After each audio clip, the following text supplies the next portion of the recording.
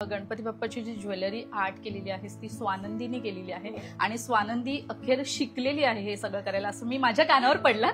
So हो शिकलेली आहे मी माझ्या मोठ्या भावाकडनं, कारण तो हे बरीच वर्ष करत आलाय आणि मला 2 वर्षच झाली, म्हणून तो जे काय शिकवत जातो ते मी आणि तो एकत्र आम्ही ते दोघं मिळून करतो ते नेहमी.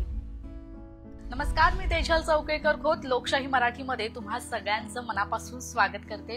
घरोघरी बाप्पा विराजमान झालेले आहेत आणि आपण कालपासून कलाकारांच्या बाप्पाचं दर्शन घेत आहोत आणि आज देखील मी अशाच तुमच्या लाडक्या कलाकारांच्या घरी आलेली आहे. त्यांच्या घराचा बाप्पाचा थाट कसा असतो आज मी तुम्हाला दाखवणार आहे. तर आता माझ्यासोबत आहेत अभिनय बेर्डे आणि स्वानंदी बेर्डे. तुमच्या दोघांचंही लोकशाही मराठीमध्ये खूप खूप स्वागत. थँक्यू. नमस्कार. सगळ्यात आधी कसे आहात? मस्त फ्रेश आहात? खूप फ्रेश आहोत. बाप्पा आलेले आहेत. बाप्पाला येऊन 1 दिवस झालेला आहे. बाप्पाने छान मोदक खाऊन 1 दिवस मस्त आराम केलेला आहे. काय कशी तयारी होती बाप्पाची? किती एक्साइटेड होता? किती उत्साह होता तुमच्यात? खूप उत्साह होता, कारण 5 वर्षानंतर आमच्याकडे गणपती येतोय. आमच्याकडे फिरता गणपती असतो आणि प्रत्येक भावाच्या घरी तो 1-1 वर्ष असतो. तर यावर्षी आमच्याकडे 5 वर्षानंतर येणार होता. त्यात आमच्या नवीन घरात येणार होता, त्यामुळे जोरदार तयारी होती.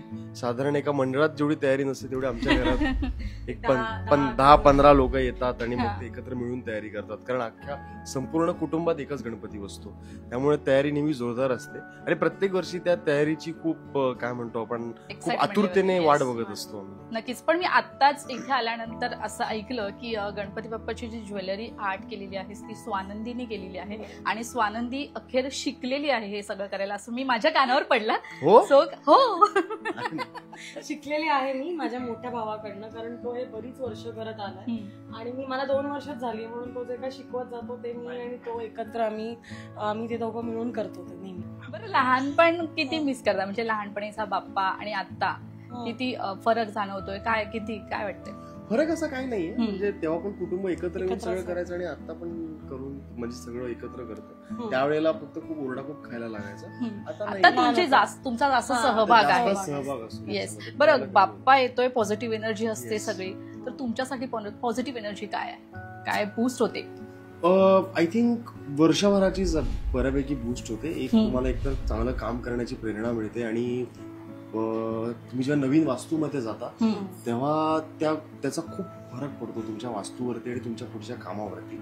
आणि सिनेमात असो, नाटकात असो, आम्ही सुरुवात नवी गणपती बाप्पापासून करतो, त्यामुळे ती पॉझिटिव्हिटी बाप्पाकडनं वर्षभर मिळतच असते. सो जेव्हा तुमच्या घरी बाप्पा स्वतः येतात तेव्हा ते एक वेगळी फिलिंग असते आणि वेगळी एक स्पेशल फिलिंग असते. तुम्हाला असं वाटतं बाप्पा येतो, आपली सगळी एनर्जी असते बाप्पाकडे.